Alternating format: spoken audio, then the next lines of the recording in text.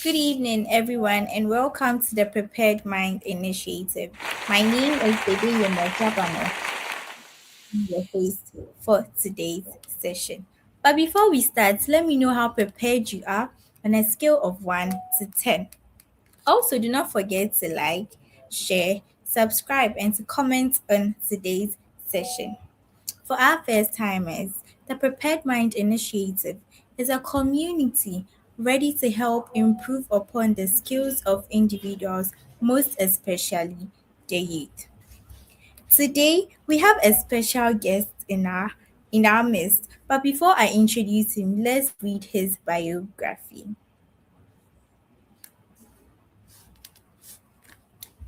About the speaker, Rising Star Award recipient, recognized for outstanding potential and dedication. Mr. Bernard Sarfo Kantanka is a qualified accountant and associate member of ICAG with a strong foundation in auditing, financial reporting, and business strategy has consistently demonstrated excellence, earning recognition as overall best student in advanced audit and assurance (ICAG), achieving first-time passes in all professional papers, and emerging as a three-time Dean's Award recipient. He also graduated as a first-class student and was the overall best WASI student with 8 A's at Accra Academy, alongside being a finalist in the Young Investors Network in Ghana Stock Exchange quiz competition. Currently, he is further owning his professional expertise through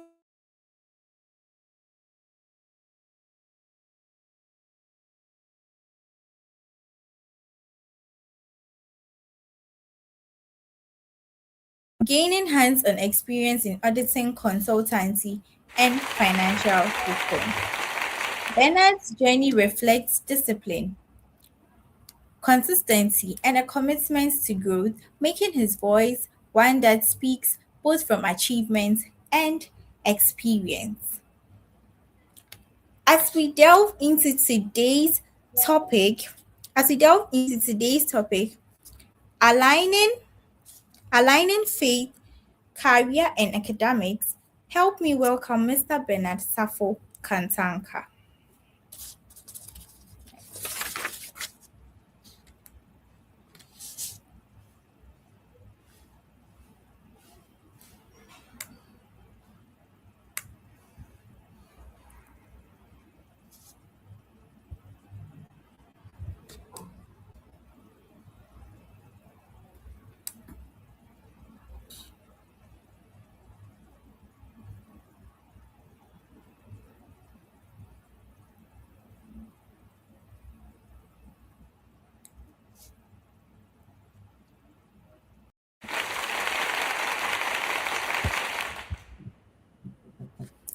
Welcome, Mr. Bernard Safo Kantanka, to the Prepared Mind Initiative.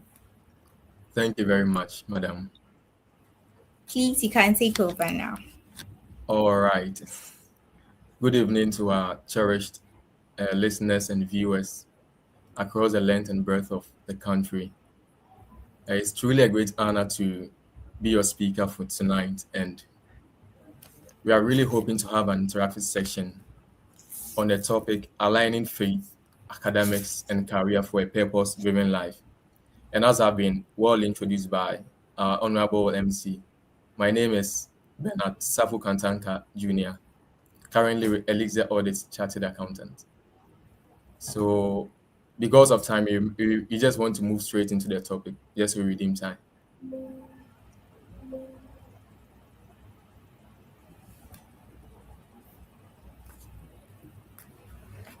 Yeah, so before I begin, let me just make these things clear. So, by way of notice, I want to say that I am not an expert. So, be considerate in your markings. Those of you who are marking me, I beg you, I'm not an expert. So, mark me from that point. And also, uh, I would really appreciate your contributions and suggestions to the program. From time to time, we'll be reading your comments from the comment section. So, keep them coming in. And also, I must say that I'm a Christian, so unfortunately or fortunately, I'll be taking a topic from a Christian perspective.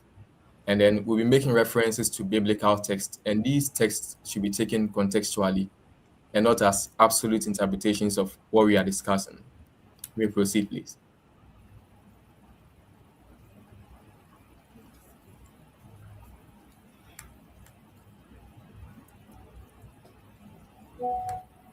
Yeah, so this is a quote from our very own Nelson Mandela, which says, "Talk to a man in a language he understands, and it goes to his head. But then talk to a man in his own language, and it goes to his heart." Why do we have this here? I must say that we have had some bits of technical challenges and all that. Just so we have an interactive section. From time to time, we'll be chipping in some, in quotes, vernacular. So my audience, you bear with me. I mean, as much as possible, I'll try to give the interpretation of it that's in terms of English, so that we are all on the same page. So what we are come to do today, by way of summary, we have the definitions of the key terms, which are faith, academics, and career. We'll talk a little more about purpose. And then we move straight into the common problems we face, and then we pair the keywords. For instance, faith, academics, we pair faith, career, and so on. And then we talk about the real thing, which is marrying the three. That is aligning faith, academics, and career. And then by way of item 13, you have a takeaway from me, which is tips on how to improve these three areas in isolation. That's how to improve your faith, your academics, and then your career. And then, of course, we would like to hear from you by way of questions. So let me begin by differentiating between hope, belief, and faith. And this is where we get interactive. So I'd like you to drop your ideas or opinions on what hope, belief, and faith are. How do we differentiate these three? But from what I know for now, hope is basically wanting something to happen, and it's more emotional and future focused, such that you don't really do anything about it. You're just hoping things work out. You're not really doing anything to cause things to work out. So there's a term which says hope is not a strategy. I'm sure some of you may have heard that. So hope is not really strategizing for something to happen. It's just wishing yourself well while doing nothing. And then you have belief, which is accepting something as true, and pretty more like hope. That is still mental. You're not really doing anything about your beliefs. Yes, as I have an example there, you believe exercise is good. Yes, we all know that, but then you don't actually work out. Yes, so I accept the fact that exercise is good, but then I'm really not working out myself. It doesn't dispute the fact that I know exercise is good. And I move on to the last bit of the three, which is faith. Now, faith comes in when you are actually acting on your beliefs, most likely amidst uncertainty. So you have a scripture reference, which is James chapter 2, verse 17, which is more like, which is actually saying that faith without works is dead. So you're supposed to be showing your faith by your works. So this, I believe, differentiate between hope, belief, and faith. We may move on, please.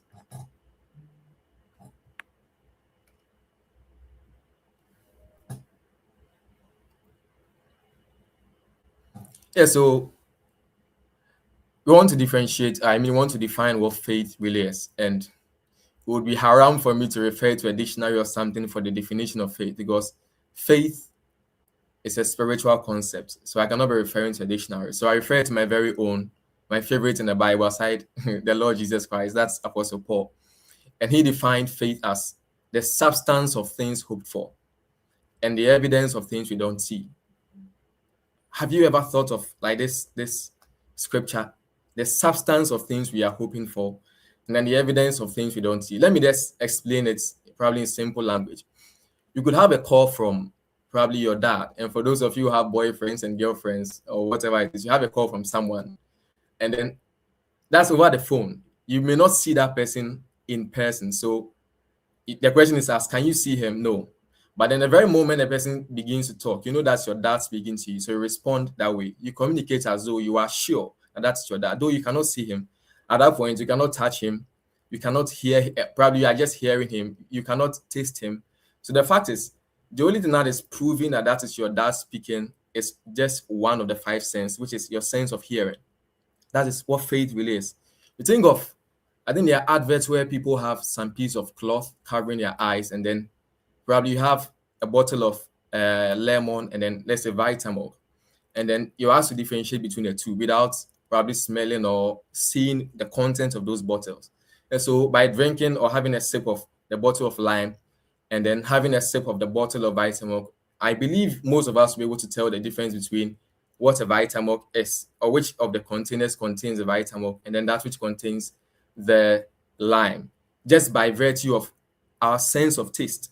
So at that point, you don't really see what you are drinking. You cannot really hear it. You cannot touch it.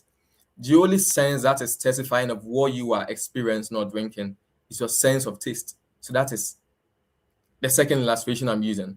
Yeah, so you can think of faith as a sixth sense. So you cannot see faith, you cannot smell it. In fact, you cannot touch it. You cannot touch God. I'm not sure any of us have seen God before. So how do we know God exists? So the question then is, you wake up every morning and then you pray. What shows there's a certain God listening to you? You cannot see him. You cannot touch him. You've probably not heard from him ever before. Like none of the five senses can testify as a matter of fact that this is God you are speaking to, or there's God listening to you. But that's it takes a sixth sense, which is a sense of faith, to tell you that is God speaking to you. And then we have some biblical references to probably throw more light on what faith really is about. There's a story of Daniel. I'm sure we are all used to the story about the fact that there was a decree sometime in a land where people were not supposed to be praying. And then this Daniel, who is by us or as a prophet, wasn't hoping. He believed in the power of praying. But then it didn't end there. He didn't just believe, but he had faith in the power of prayer because he acted on the fact that he knew prayer works. So when even the king decreed that they shouldn't pray, he went on to pray. And he wasn't praying in chambers. He had his windows open so that all people could see what he was really doing. It tells you the level of conviction he has in the power of prayer. So that is not hoping, that is not believing, that is actually having faith that even if it worst gets to worst, there's a God who can deliver him.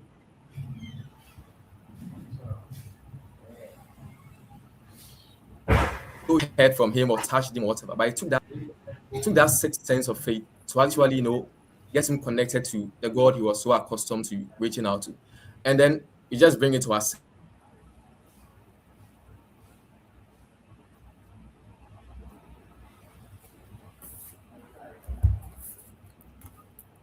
There's no law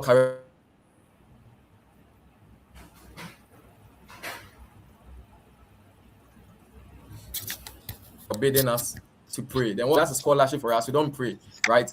You talk of the story of Moses, it's more like a similar narrative. You have an 80-year-old man tendering flock, and then he sees some sort of attraction on the mountain. He goes there to find out what's wrong. Because there's fire which is supposed to be burning, but it's not burning. What's happening? He goes there and he hears a voice, and he's like, take off your shoes because where you are standing is holy ground, and we know the story, blah, blah, blah.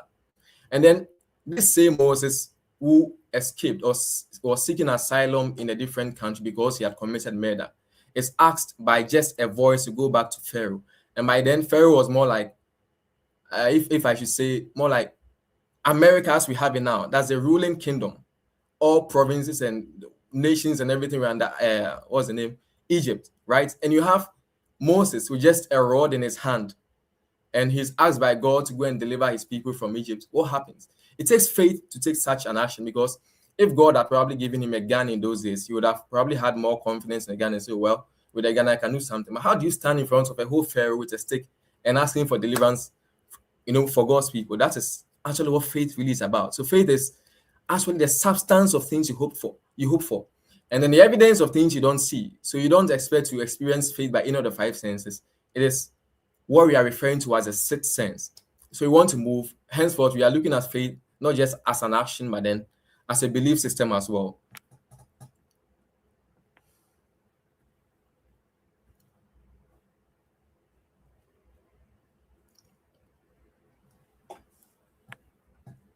Yeah, so this is a quote I put together some time ago, which reads, as long as you have options and there is still a chance to retreat, then you haven't gotten to that junction of faith yet. God usually shows up only when, contrary to the dictates of logic, your faith in Him drives you to make an irrevocable decision to trust Him, especially in conditions where a disappointment from God's side will cost you dearly. So it's not just professing that you believe, oh, there's God to deliver you, but then your faith will really be tested. And that's the proof of, or evidence of faith, conclusive evidence of faith. Shall we proceed because of that?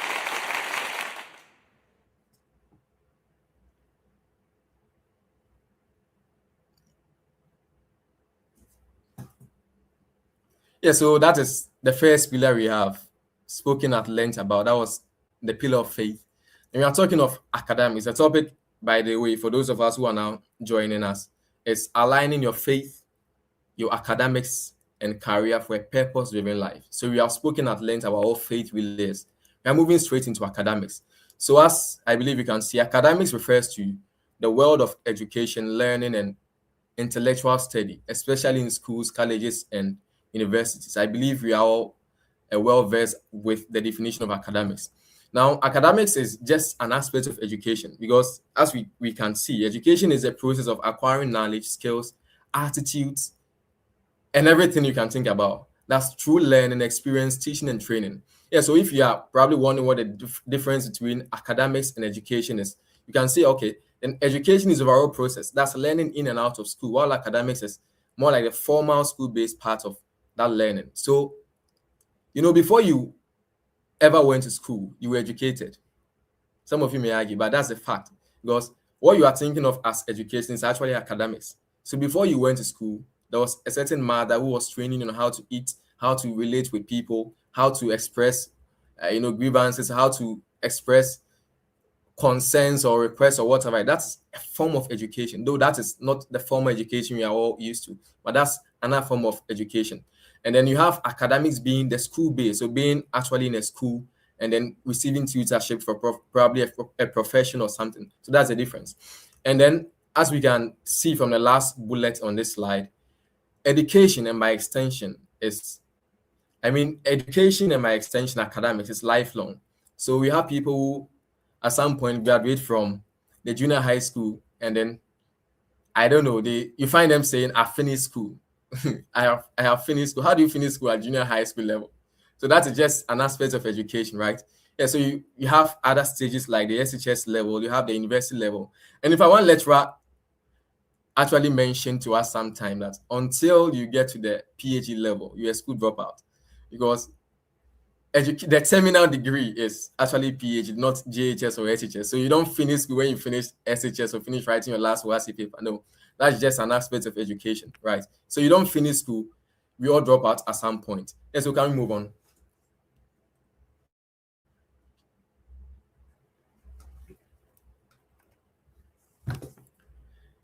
Yeah, so that is the second one we have also dealt with. That is the academic or educational part of it. Please, could you go to the previous slide?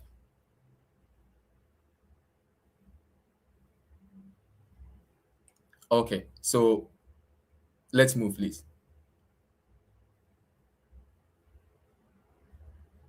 Yeah, so there is a quote from, I think, Horace Mann, which says, education then, beyond all the device of human origin, is the greatest equalizer of the conditions of men. Education, the power of education cannot be overemphasized. Yeah, so that is just more like an additional quote to support the educational pillar. So we move straight into career. So what is career? You normally hear, oh, children going for careers day. People, oh, what career are you in? In football, you have his career as counselor. And what really is career? So let me just say that career is more than a job because career is a series of connected jobs or roles. And it's more like the long-term journey of your work, life, experiences, everything you gather from probably after you finish school or probably even ending the ending part of school till retirement. So that is really where career is. And a career often begins with formal education. So before you can start probably a career in accounting, you should have probably gone to an university or let's say the Institute of Chartered Accountants to get some qualification to, function as an accounting professional. And then there's an example, which is a legal career can start as a law student. So that is the progression of the career. You have yourself starting as a legal student or a law student, and then you grow into a lawyer. So that's another phase. That's another role you are taking, more like another job. And then from the lawyer, you are going into a senior counsel, and then eventually self-actualize by becoming a judge. So that's progression from a law student to a lawyer to a senior counsel, and then eventually being a judge is what we are referring to as a career. So a career is not a specific job or role you are talking about. It is the long-term progression of a professional life. So can we move on, please? Yeah, so we talk of the types of career. You have the white collar career, which is basically the most sought after, where you have the likes of teachers, accountants, and bankers, and all that. And this particular type of career takes place in offices and corporate environments and all that, right? And you have the blue collar career, where you have hands-on experience of practical work. You talk of using tools, machinery, the physical effort, and stuff. And you have examples aside, you have electricians, the plumbers, the welders, the factory technicians, and all that. And then there's a third part of career, which is a creative careers, where you talk of using your imagination, your originality, and self-expression to earn an income, right? So you have the musicians, the writers, the graphic designers, and the photographers. And then last part, this list is not actually exhaustive, but then just to redeem time, let's cut it short here. You have the last part being the service-based career, which focuses on serving people, rendering services. So you have meeting needs and improving lives. And you have the police officers, the firefighters, and nurses. Shall we move, please? Yeah, so we want to differentiate again between what a job is, a career is, and a profession. So a job is basically something you do to earn money, usually in the short term. So you could have a job as probably a cleaner, a banker, an accountant, or something for a year, just so you have money or something to accomplish a specific purpose. That's what a job really is. And a career in this case is the overall journey of your work life, and it includes all the jobs, the experiences, the growth, and everything you achieve over time. And then we are differentiating between what a career is and then what a profession is. So a profession is more like a career, only that it's more specialized career. So you have a profession is a career that requires specialized education, training, and certification. I'm I'm sure you all know to be a medical doctor in Ghana, you don't just wake up and find yourself in a hospital. You should go through a certain system that trains you and then gives you the qualification for you to function as a medical doctor. So that is not just a career, but that's more of a profession. So you have more like a professional accountant, you have professional doctors and all that. So a profession comes in when you have certifications or more like a training or education. So we look at the example we have there. Kwame's role as a classroom assistant is a job. That's within a short space of time. And then after some time, Kwame progresses into higher roles of education, like a headmaster or something. That is talking of a career. And then with time, he writes maybe licensure exams or something, gets a certificate, a certification that makes him a professional teacher. So that differentiates between what a job is, what a career is, and what a profession is. Shall we move? Yeah, so in choosing your career, you should be careful. You don't just say, oh, I saw a lady in a green shirt or a green blouse or something, and it looked nice, so I really want to be a nurse. Just by virtue of what you see. No, you should consider a lot of things, some of which include your interest and your passion. So you ask yourself, what do you enjoy doing, or what do you feel motivated to pursue? That is about your interest and passion, right? And you have your skills and your strengths. You may have the interest and the passion, but then the fact is, your natural wiring does not support that type of career. Probably you cannot stand the sight of blood. How then do you find yourself in the position of a nurse or a doctor or something? Yes, so you may have the interest, but then because of your natural wiring, because of the skills set you have or the strengths, it does not suit you. And then you have the third consideration being your values and your purpose. So the issue of purpose comes in when you are asking yourself why your existence. So when you take a knife, let's say two sets of knife there, you cannot tell which is good or which is bad. You can only make that assessment based on the extent to which they perform the purpose of their existence. So if it's about cutting bread, you can say, oh, this one cuts the bread better, this one doesn't. So based on the ability to satisfy their purpose, you could say this knife is better than this. So you ask yourself, as a human, how do you tell which human is good, which is bad? It's based on the extent to which you satisfy the purpose of your creation. How do we know your purpose of creation? It goes back to God again, right? And yes, it still goes back to God, because I cannot tell you why God created you. Was I there when God was creating himself? So that is it. There are some other things you consider in choosing a career, which include the job demand, right? You ask yourself, you want to be a pilot in Ghana. How many planes are in Ghana? How many planes we have in Ghana? Unfortunately, the one who can give us the planes is dead and gone. My namesake. So who is going to manufacture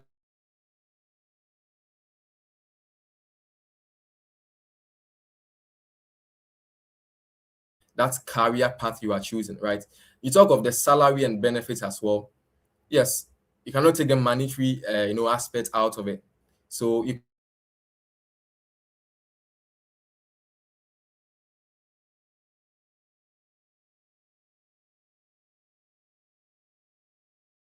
consider the liquidity. You have the job security and all that. So politics is arguably one of the most lucrative ventures because you have big time monies.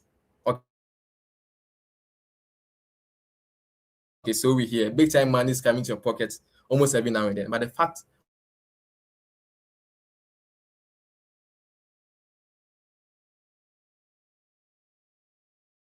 yeah, so if you are looking for a long term, politics is one of the last areas you should be thinking about because the fact is you have very limited time to express yourself in that space. And then you look at the professional alignments as the last factor in choosing your career.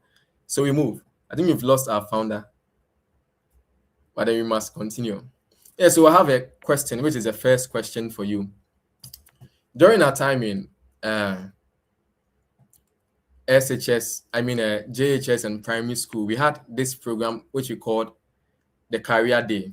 That is where you see people dressing as nurses and doctors and and the rest we know. So I want to ask you this question that the first question is, did you have such an experience as in the school you went, did they have such sessions? And then if the answer is yes, I want you to drop your answer in the comment section as to what career you chose. Which did you dress as a pilot or as a pastor or a policeman or a nurse or whatever it is? I want you to just drop your answers in the comment section. And I want to know finally that, based on what you chose and what you are doing now, probably for me, for instance, I chose to be a doctor. And goodness, I'm so far away from that. I don't see how, as it stands, I can reconcile what I'm doing currently with that doctorate. So it looks like it's off. So I want to know. So what has changed? So you dress as a pilot. So what are you doing now? Which courses are you reading now? I just want to hear from you at that point. So we move by way of summary of the keywords. You have faith as a core, and that defines your identity, defines your actions, and then your choices.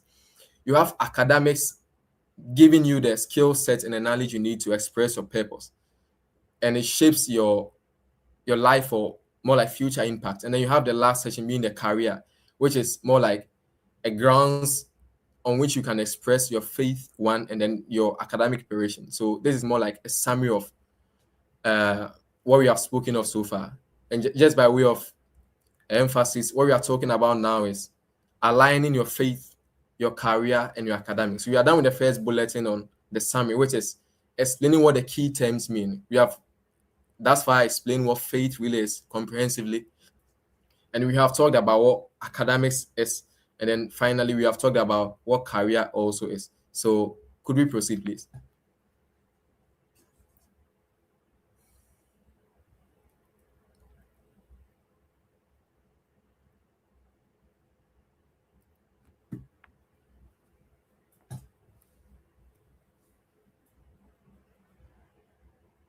All right. It looks like we're having a bit of a technical challenge. So I have to improvise. So we move on Yeah. to, yes, we move on to the next bulletin, which is common problems we face in aligning our faith, the career, and then academics, as we made to understand. Now, the first point I want to talk about is overdependence on oneself.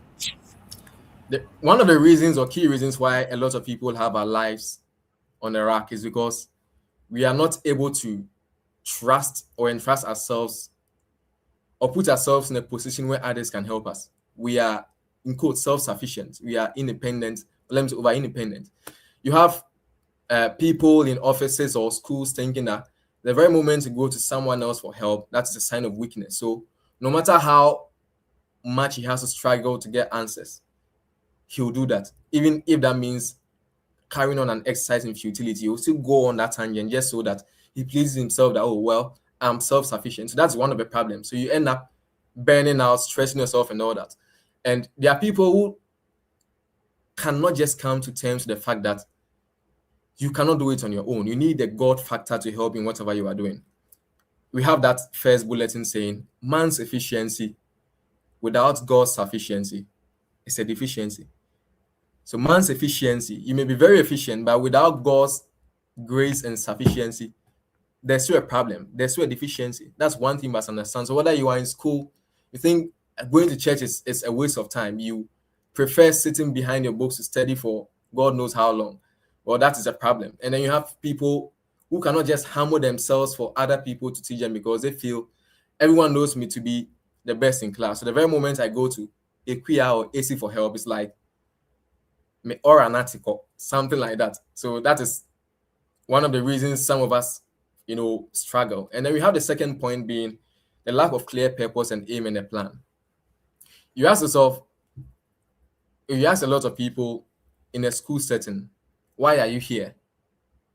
Most of the answers you're hearing is, my mother said I should come, my father said I should come, or maybe school has to be open, that's why I'm here. But as to why exactly you are supposed to be there, they have no idea. So they have no purpose, no aim, no plan, nothing. They're just there because they are supposed to be there. That is all. And it's a problem. I'm sure with time we'll address all of these. And we have the third point being the pressure of proving a point or trying to fit in or meeting expectations. So there are people who are sitting in certain lecture halls and classrooms, not because it aligns with their purpose or their strengths or something. It's because all their friends or their peers from infancy are in that class. They're in the accounting class. So whether they like it or not, they're supposed to be there. So whether they understand double entry or not, they must be in that class. It's because you want to fit in that circle.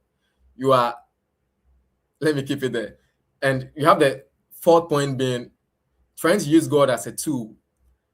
A lot of people don't go to church until probably a week to results being released or a week today beginning the WASI or something. So you feel for the better part of your life on campus, it was a waste of time for you to go to church. But all of a sudden, you initiated this to church and you think, God in that position would help you out. I heard more of a story. It's more like two people going for a job interview, and then one of them prays very consistently, and then the other doesn't pray at all. And then the job is more like mutually exclusive. Just one person gets the job. So if you were God, put yourself in a position as God. Who do you give the job to? It's about who you know. So the one who has had consistent touch with God is the one he would favor. You don't press God or put him in a position where he's supposed to do you a favor when you don't have that relationship with him. So that is a problem. That's trying to use God as a tool only when it's convenient for you. And then last point I want to talk about because of time is the lack of information. There are people who do what they do not because they don't believe in God, but because they don't have that knowledge. They don't have that information. They don't know what really God can do. I'm very pressed for time. I've gone into some of these issues, at length, but then let me just keep it there. There are lots of people who seem to, not believe God, not because they have any experience to support that line of reasoning, because they have no idea why they should. They don't have that information. You talk of the academic realm where you have people studying all kinds of books, going to exams and failing because they said the wrong materials. There are people who have the right materials who could just give it to you, you pass, but because they don't have those information, they're struggling. The last thing is about the career. There are people who have no idea the career opportunities that they have. When I was young, all I knew was bank manager. So when anyone asked me, what do you want to be? I want to be a bank manager because that's the only profession I knew because that was what my father was doing. So the lack of information or knowledge about the career opportunities you have could also limit you in your choices. And then we talk of the cutting corners or shortcuts, which is also a problem. Let's move, please.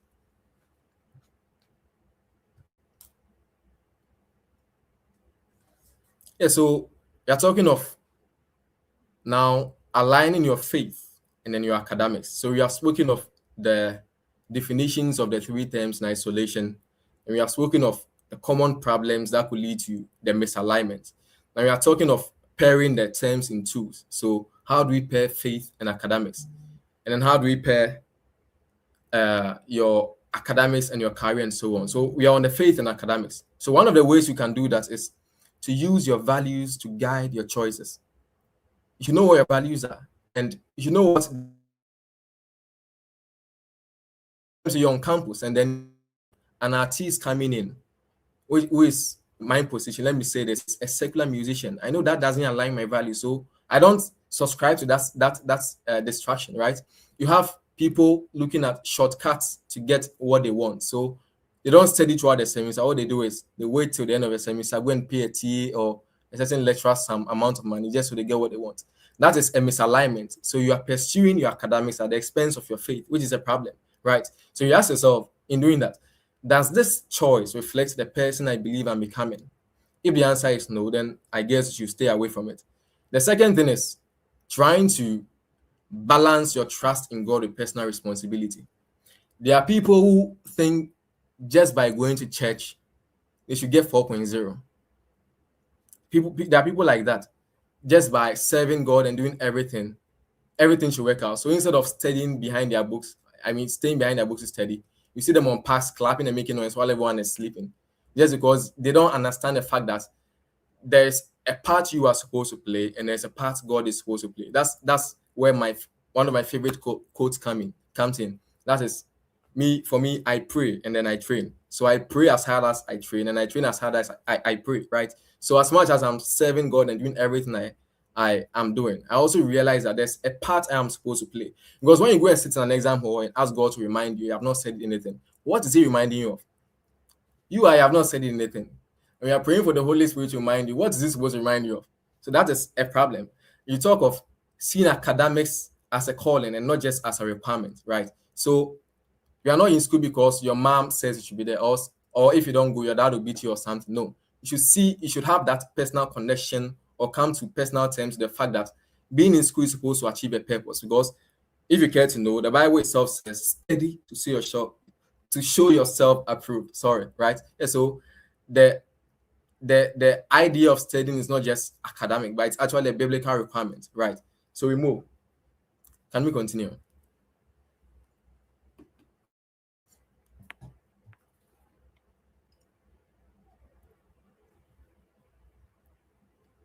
Please, the next slide. Yes, and then we are talking of aligning your faith with your academics. Now, so for instance, me, I don't believe in drinking alcohol. I don't believe in drinking alcohol. So when I'm choosing a career, I don't choose a career that leads me to the alcoholic industry. For instance, to go for an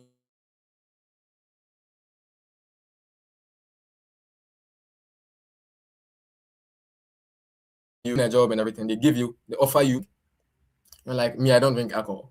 So who should drink alcohol for the company to get money to pay you, right? So you don't get yourself in that situation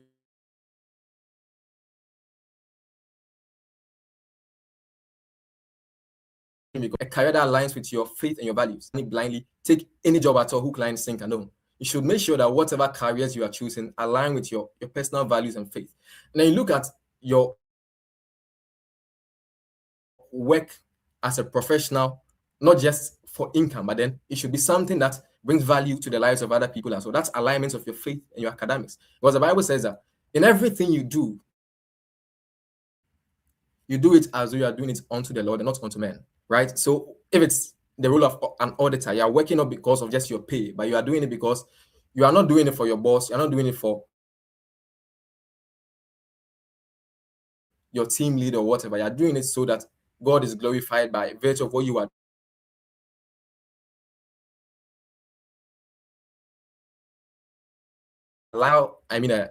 if you're working with and all that. So as a Christian, you should be a Christian not just in church, but then everywhere you find yourself. People should be able to say, "Oh, I don't like this guy, but this is one thing I can say for this thing, this thing that I'm saying this guy has done. No, I don't like him. I don't believe he will do it." That is the point you should get to. It shouldn't be you're a Christian on Sundays. On Monday, you are the devil's assistant. No, it shouldn't get to that point.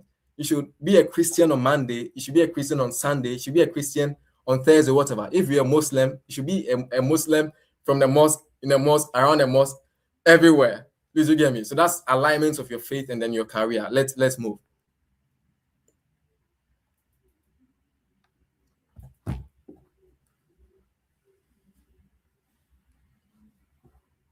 Yeah, so we are talking of alignment of your career and then your academics. Yeah, so one of the best ways to get this right is to start your career. Yes, so you start your career with direction. So in studying, you should first of all know what you want to achieve. So if you want to be an accountant, you don't find yourself in a music class and hope you become an accountant. You should know what you are in for, and then it guides your choices towards that career line, right? So what career interests me? That's the question you ask yourself. And what problems do I enjoy solving, right? And what lifestyle do I want in the future? So your academic choices should gradually point toward that direction. There should be that things should work in tandem. You don't just say, "Oh, I want to be a doctor," but then your academic line is pointing to a lawyer, and then your faith is telling you something else. The three should be able to work together, and then you choose subjects strategically. You don't just choose any subject, right? So this subject I'm reading, how is it supposed to benefit my career? At what point in my career can I use this knowledge I'm acquiring, right? The third point is about linking what you learn to real careers. That's the problem. A lot of us study things because there's a quiz, not because we understand the fact that we need those skills in industry. We are studying because we need certain grades. We are not able to link what we are studying in school with the requirements of industry or career. So that is one of the cause of misalignment. And then you build career relevant skills alongside academics, right? So grades alone are not enough. You should learn how to communicate. You talk of digital literacy, that's the Excels and the research tools, and then problem solving and critical thinking. These are essential parts of academics, which are non-negotiable for a successful career, right? So we move, please.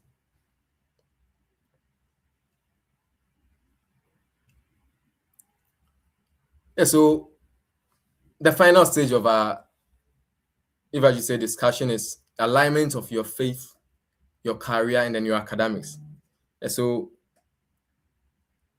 we are starting with the first point, which is you start with a unified sense of purpose. So you ask yourself, what kind of life am I called to live? And then what values do I refuse to compromise? There should be certain values that regardless of who is asking you to do contrary, you don't do it. And then how do I want my work to impact others? So the faith should give you the why, the academics gives you the how, and then career gives you the where, right? We move on to let faith be the foundation, your inner compass. Your faith should guide you where you should find yourself, where you shouldn't find yourself, decisions you make, your character formation, the motivations and everything should be centered on your faith. Please, let's move.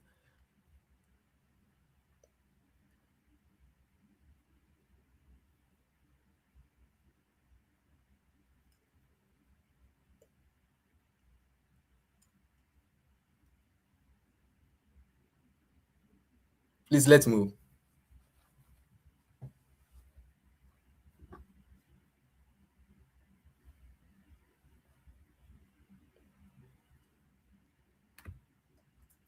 Okay, looks like we have a bit of a challenge. So let me just move on. So the third point is about using academics as your preparation or training ground, and then you choose a career that expresses your values and your skills. So these are the 4 points. Because I'm pressed for time, I would like to just move to the last slide, please. The next one.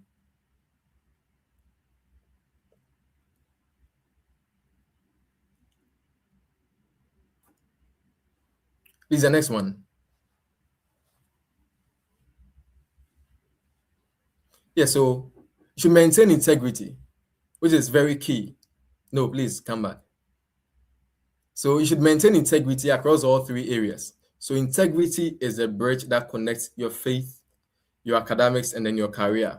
So in cheating in school, it's a red flag because when I was in school, a lot of people know once you sit by this guy, that's your loss because there's no way he's going to teach you. People that should be clear, regardless of who you are, whether they are failing or not. You just fail with dignity. We come out and talk about it. I just apologize. But for me to teach you in exam hall, I beg you, no, because it's against my values as a person, right? You talk of hard work in academics. It's something you cannot do away with when you really want to excel academically. I don't know of any magic wand or some medicine you take to excel apart from sitting down to study. You should appreciate that fact as well. And then talk of ethical decisions at work. So if your faith should have a reflection in whatever you do, right? Whatever you do should reflect your faith. And then you have the sixth one, which is the common imbalance. So you have people saying, "Oh, I'm a believer. I believe God, will do it everything for me and everything." But then they're just hoping things actually work out. That's not really what faith is about. Faith is about putting your beliefs into action. So they are doing almost nothing, just hoping that they lazy throughout the semester and then something works out for them at the end. It doesn't work that way, right? You have academics with purpose, so you should be strategic, right? You don't just wait till last minute and lump everything up and try studying. It doesn't work that way. The last, which is your career, should be with value. So you should make sure that as you are progressing as a professional, as a nurse or a doctor or whatever career you have chosen, people should say, "Oh yes, this is a man with integrity. This is a man who shows ethical, proper ethical upbringing, right? You shouldn't just do things anyhow." So this is because of time, what I want to say about these points. I really want to get to the last part of the slide. Can we move? Yeah, so let me just say that true success is not really choosing among faith, academics, and career. True success is really learning how to get them to work in tandem. That is to let them work together. That's what really success is about. So the fact that you are successful as an academician without going to church, for me, is not success. The fact that you're suffering in church and then you are failing in class is not success for me. The fact that you are a successful businessman with no faith, nothing, that's still not success for me. Who the person I see as a successful person is one who has answered the question of faith right. You have your academics in check, and then you have your career on course. That is what item as success. I want to quickly go to the item 13, which is a takeaway part. So let's just move there.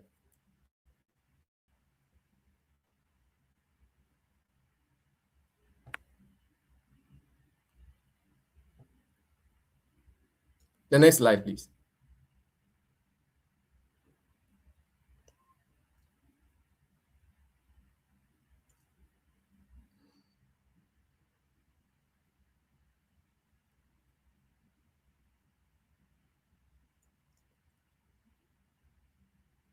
Lisa, we have a bit of a problem. Apologies. So it's basically about tips on faith. Please, we have it sorted now.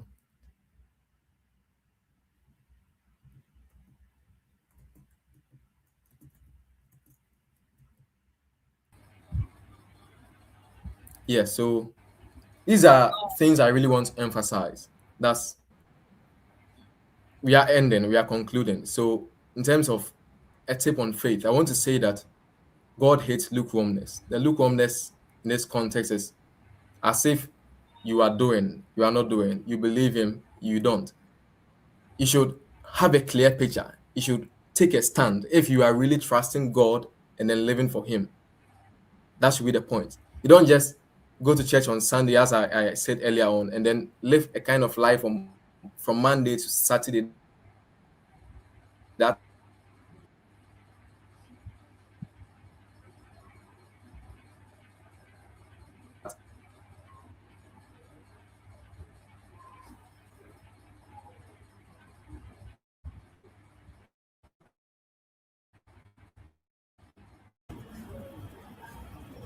I guess you're having a and then the second technical. thing is God sees and rewards says He who created the eye.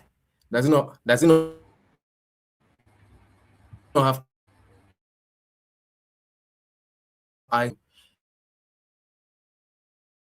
doing? So that's the second point. And then let me just say, for a matter of emphasis, the third point, that prayer is not a substitute for studying.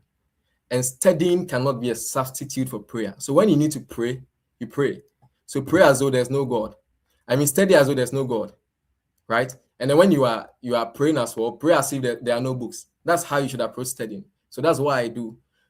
Yeah, so I go to church, I do everything all right, but it doesn't mean I saw my books hoping that God will come and write the exam for me. It won't work, right? So you pray as if there's no book, and then you study as if there's no God, right? So prayer is not a substitute for studying. Studying cannot be a substitute for prayer.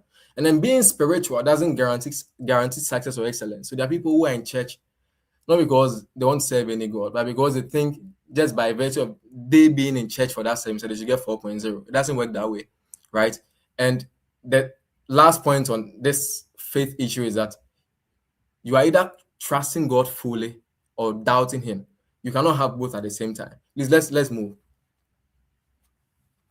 Tips on career. Now, aspire to make a name for yourself. This is really key. Aspire to make a name for yourself. You know, in the book of Genesis, I think 11th chapter and the 4th verse, you had people building a certain tower, which is the Tower of Babel. And their motivation for building is that so that we could make a name for ourselves. And so it's something you should really aspire to do. We should make sure that whatever you are doing it so perfectly such that whether in your presence or absence, people can say, oh, if you really want consultants or advice on this particular issue, just go to this person. And that is setting yourself up for a successful career. You have building strong networks and strategic alliances. You don't say, oh, me, I'm self-sufficient, as I mentioned earlier. No, I don't need those connections and those mentor things and things. No, you need it. Because there are certain jobs that you cannot get until someone links you to. So you should be open. You should have like that social life. And then let me also say that qualifications, they don't make you omniscient. The fact that you're a chartered accountant doesn't mean you know everything about accounting. There's always something you don't know, and there's always someone to teach you something you don't know.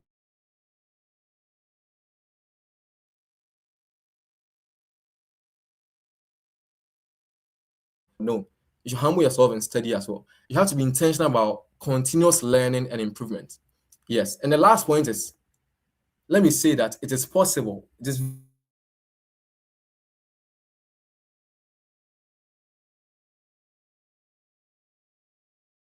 very master of none, but the master of all. So it's possible to be a jack of your pursuit of probably academics. You should be thinking of diversifying, especially in this age of technology where AI is threatening. You know, specialists are at more risk of being replaced. Thinking of banking, accountancy, or something. You should be multifaceted so that it makes you more competitive. Now, let me move on to the tips on faith. You have the first point being man, know thyself. Let me emphasize this. Man, know thyself. When the 4.0 people are fooling, you should know that you need 8 hours of study to get what they have. So when they are going, when the moral nights and things are going on, go study, if at the moral grounds, they should organize a quiz there and then, they'll get 8/8 or 10/10. But you, in the research you're talking about. So you should know yourself. When people are fooling, you should know which company to join, which people not to join, right? You should know yourself and you should know what studying technique works for you as well. And so most of the challenges people have in academics is because they don't know themselves. One, they don't know how to study, right? So you should know how to study. I'm sure that will help you. And you should also learn to manage your expectations. It's very key, else you'll always be disappointed. One of the reasons people don't want to go to church is because the semester they decided to go to church to have all their attendance taken out. That's when they fail. So, hey, if there's God, he should have done this for me. So no, there's no God. Please, you should be able to learn.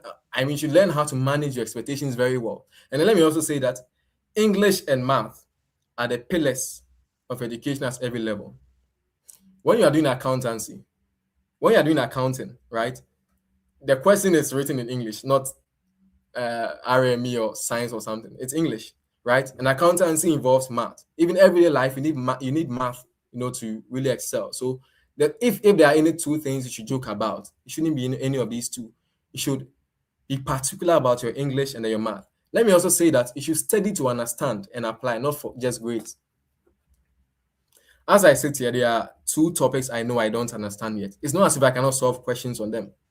In fact, we wrote end of semester exams. I had A in these areas I'm talking about. But I know I haven't studied them because I don't yet understand them. Until I'm able to connect what I'm saying to practicality, I assume I haven't studied it at all.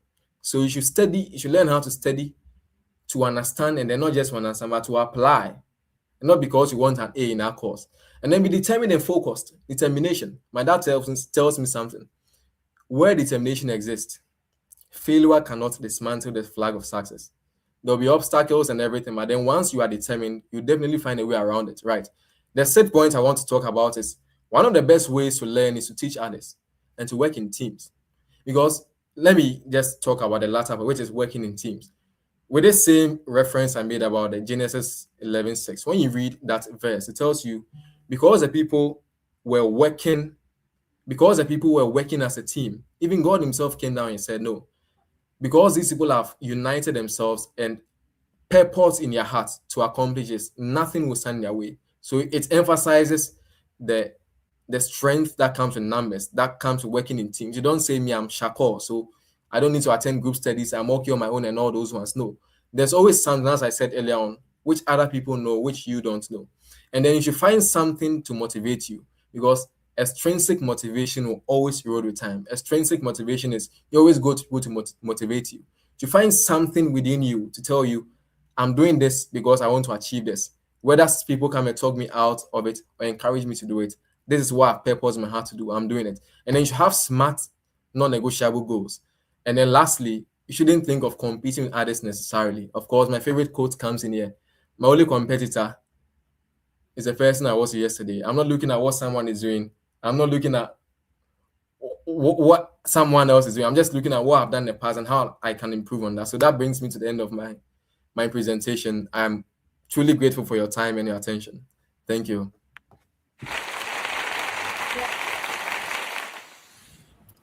Thank you, Mr. Bernard, for teaching us a lot on today's topic. I've learned a lot, and I hope our viewers have also learned a lot. Please, the forum is open for questions, but I can see some comments over here. So I'd like to read them. So Franklin says, well said, you can cram your way through school, but you can't cram your way in life and your character. That's definitely true. Thank you for your contribution, Franklin. Franklina, And yeah. Benedicta said, I think about the professions he asked. She said she wanted to be an accountant and she's currently reading Become Accounting. Oh, that's great. At least there's some So, consistency there. what's one key advice when you put it in summary that you can give to Benedicta? What should she stand on based on her career currently, since she's still a student? What can you tell her that she can pick up on and act on it, Mr. Speaker? Well, that's pretty much of a difficult question to answer. But then let me just say that accounting is a noble profession. And then you are not lost to find yourself in that space. Just that the fact is, as I've emphasized over and over again, you should make sure whatever you are studying, you're not studying for just grades, but then you really understand what you're doing because industry will test your understanding of issues, right? So if you really don't understand issues, you should follow up on your lecturers, your course mates, and other people who can help you out. You don't just sit on the issues and or think or say that, oh, because I've had an A in this area, I'm okay. Because as I mentioned earlier on, there are areas, I don't want to mention those areas specifically, in quantitative methods that I still don't understand yet. It's not I cannot solve questions on, right? So that is that I just want to drive home that idea of studying to understand because accounting is very practical, right? And so whatever you are doing, you should ask yourself this question. Yes, you have this text in the textbook, but what was person thinking about as a result of which it came with that law principle? That is your approach to studying. That's how it should be. You shouldn't settle on what has been discovered. Because once you are thinking along the tangents of what the person was thinking about, the rationale, the purpose or the intention or reasoning behind that text you are studying, you begin to appreciate things better and you become better. That's my advice for you. I think Benedicta. Thank you, Mr. Bernard, for your contribution for today's episode. Thank you, our viewers, for joining us for today's session. Don't forget to like, subscribe, share, and also comment on today's episode. We promise to bring you more and more interesting episodes ahead. And please don't forget to watch our previous episodes. See you on our next episode. Have a good evening and it's a bye.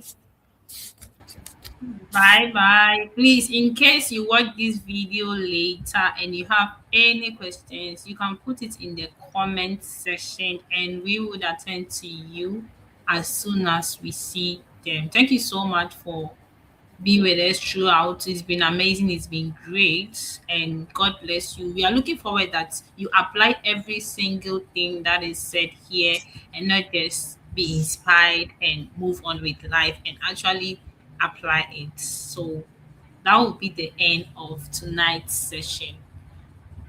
Bye. Thank you.